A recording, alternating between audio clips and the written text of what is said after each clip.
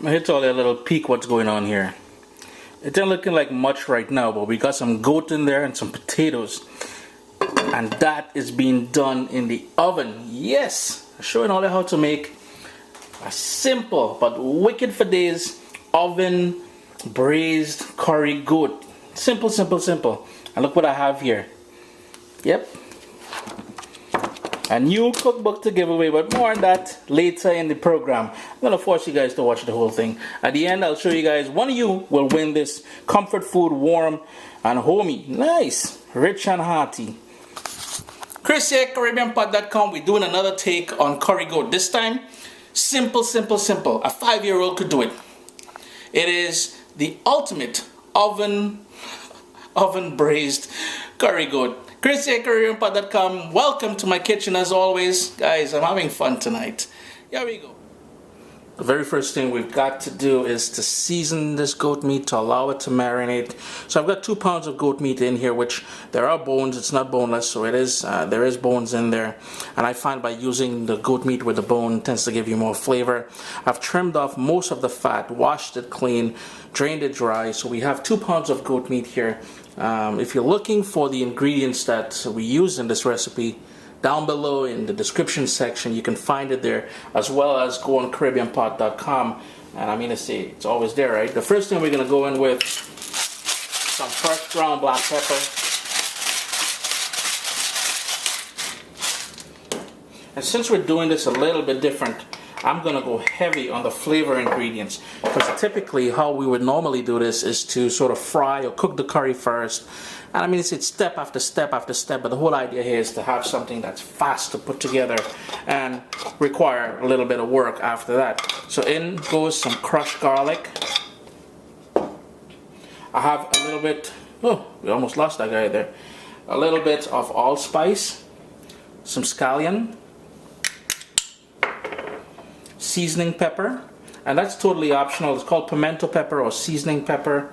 I've got 1 medium onion that I diced up finely.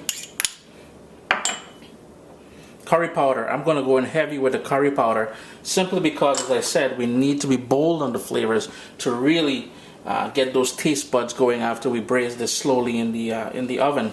In goes some ketchup, and the acid from that ketchup, the acidity and the sweetness of it, is really going to work well in here. Salt. I'm going to be putting about 4 potatoes in this after we marinate it. Let it marinate for at least a couple hours. So with that in mind, knowing that I'm going to be using some potato in here, I'm going to go in a little bit heavy with the salt. I've got some ginger. And the final thing to go in here is some Caribbean green seasoning. And if you're looking for the recipe on how to make this Caribbean green seasoning, you can check in the link below, as well as on CaribbeanPot.com. All we're going to do now, we're going to really excuse me, stir this around, let it marinate for a couple hours in the fridge. You can already get that scent of that curry powder jumping out at you, the garlic, the onion. There's all kind of good things happening in this bowl here. So with a good stir,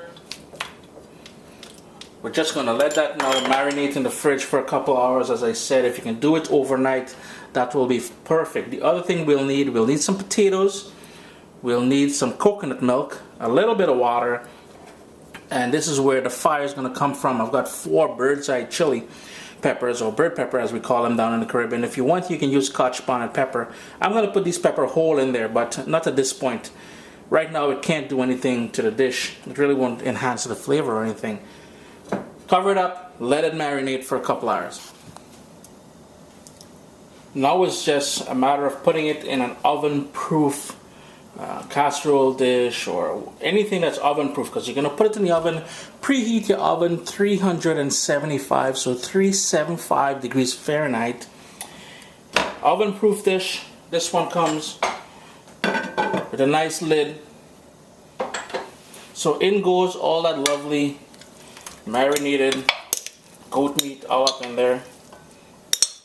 And if you really want to stretch this dish, we're going to give it a little rinse in a second to get all the rest of it out.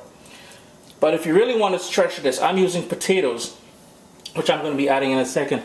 But you can also use some carrots to really stretch this dish for more people. Then we're gonna go in with 4 potatoes that I quartered. I want to give that a good mix in there. Really mix that up. Put those potato pieces all in between there.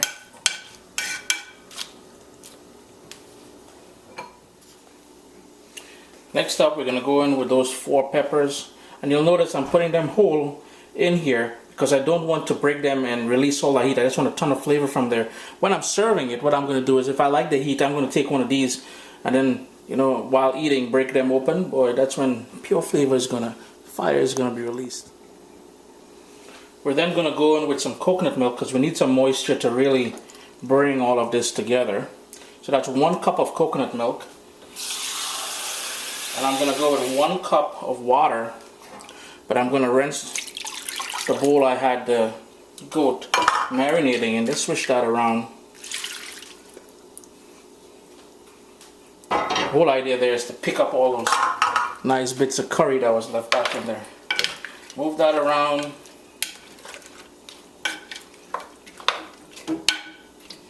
And you'll notice a couple things here. I'm using a fairly deep container because I'm going to be putting the lid on here. So as it cooks in the oven, there's going to be enough room that if it tends to, it will create its own moisture. Nothing is going to overflow. If you're using a shallow container and you don't have much room on the top, what I would suggest doing is lining a cookie tray or something with tin foil, then putting your baking dish on top of that. So in case there's any spills, it won't dirty up your oven. So all we're going to do now, put the lid on that in the oven, 375 degrees for 2.5 to 3 hours. It's been going now for a couple hours. Got a nice bubbling going on up in there. Boy, oh boy, looking nice, eh?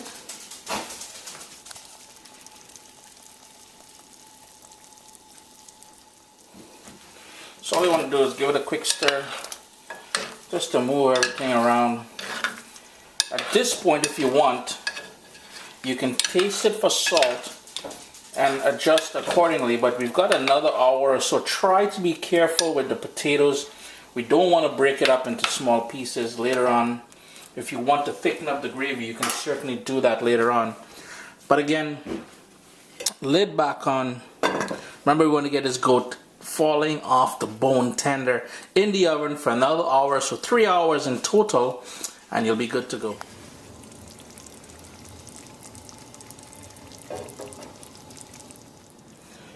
Three hours in total. Remember to check it for salt, adjust accordingly. I'm just going to go in now. I have some chopped up grape tomato. This is totally optional. And I've got some chopped up parsley. I would much prefer to go in with cilantro, but again, I have none this late hour here. And that's it, guys. Let's get to the actual cookbook now, the giveaway. It's very simple. One person, one lucky viewer will win this cookbook. All you have to do in the comment section down below, leave me a comment, tell me a recipe you'd like to see done. It has to be Caribbean.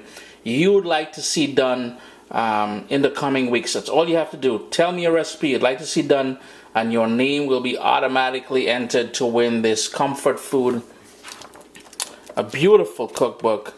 I want to ship it out to one of you guys, so please enter below, put your name, and let me know what recipe you'd like to see. Back to the curry goat, guys. It is absolutely delicious. I already tested it. I'm heating up some roti now that I had down in the freezer. I'm going to eat this with some roti.